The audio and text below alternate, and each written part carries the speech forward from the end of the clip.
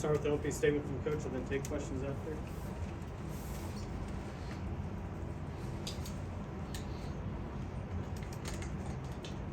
Yeah. Can't say enough about our guys. How hard they played on defense, how locked into the scouting report they were. I thought Sears was unbelievable. He got in there and made a bunch of tough plays, rebounds. Thought Charles was great on Sheboy. Kentucky's going to be all right. They had a bad shooting night. They didn't shoot well. Our guys did a good job defensively on them. But, now I'm pulling for Kentucky to go get a bunch of wins at this point. So, but, it was good. I thought we showed growth. We were up 27 against Ole Miss and then let her throw off the gas. They cut it to 15. I think it was the under 8 media timeout, if I remember correctly, that we were up 27 exactly again. It's ironic it went that way. So I said in the huddle, like, here it is, fellas, up 27. What are we going to do from here?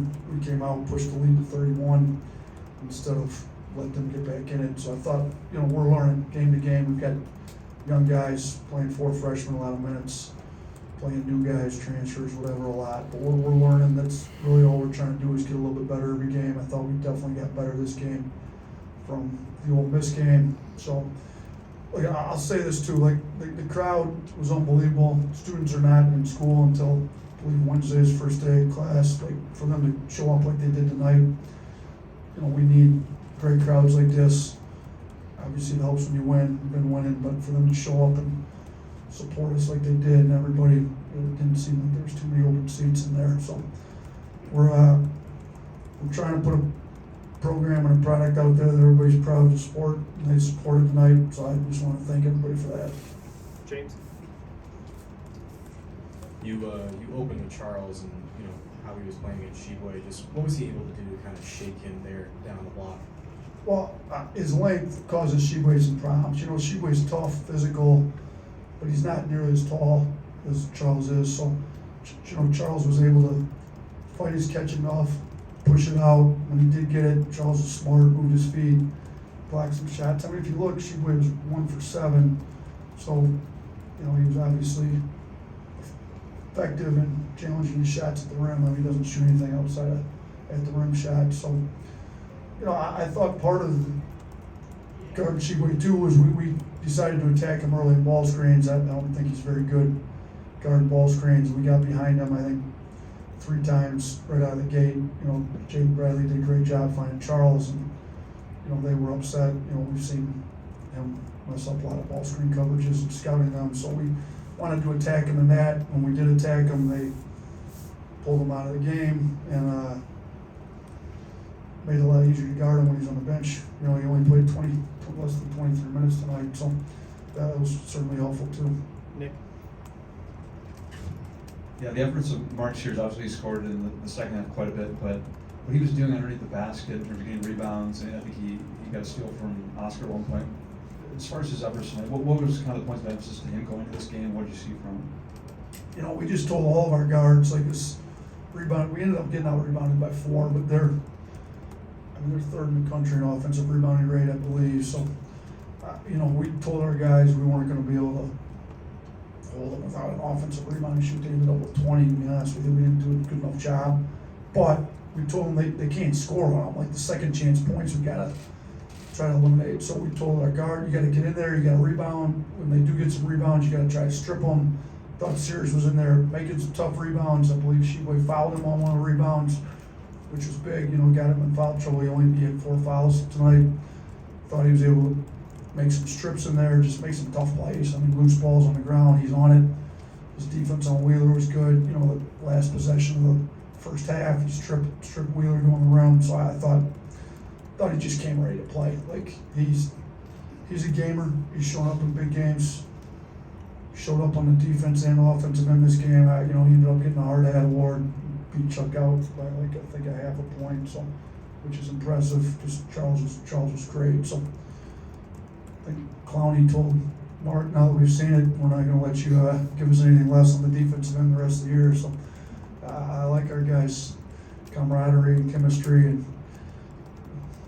Clowney's correct. Now that we've seen it out of Sears, now we're going to expect it every game. So he was great tonight, though. Michael. it's 20, it's 30, the crowd's chanting, NIT at Kentucky. I mean, what's that seem like for you in your mind when you guys are building that kind of momentum? Yeah, I mean, I was proud of our guys for not letting their foot off the gas. I thought we kept playing hard. It's easy to let your foot off the gas and you build a lead. I mean, Kentucky's not going to go to the NIT. They're going to be an NCAA tournament team. Like, it's college students being college students. They've got plenty of talent over there.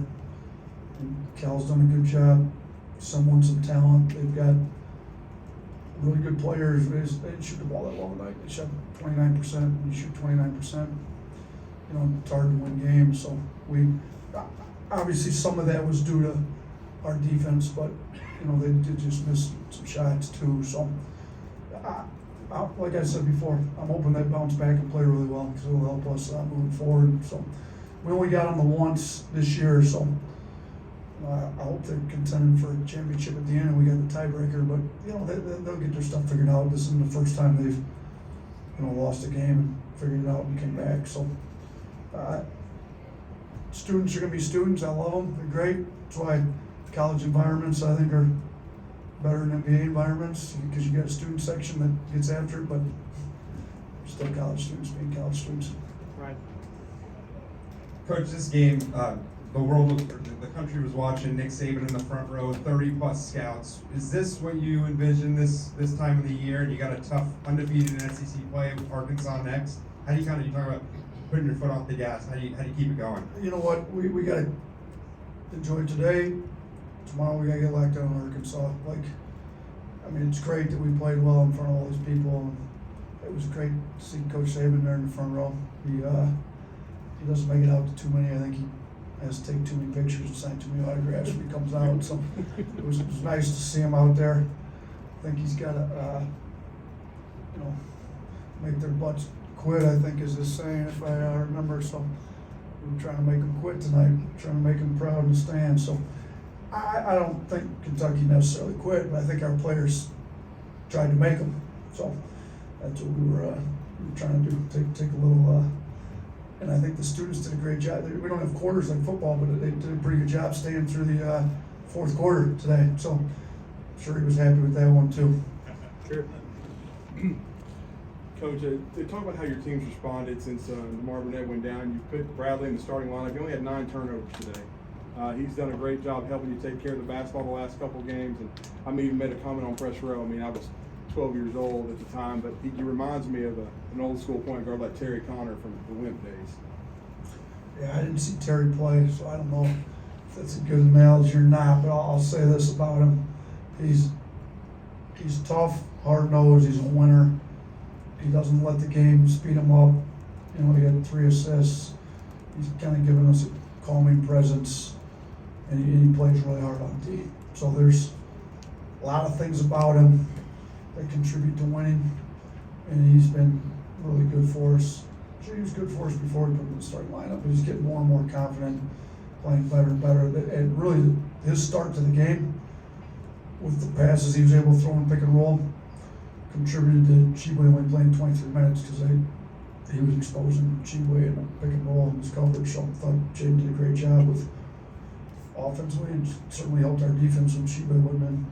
Awesome. Yeah, you coached the team 2 years ago. You're obviously only 6th through SEC play, but where do you think this team's at right now?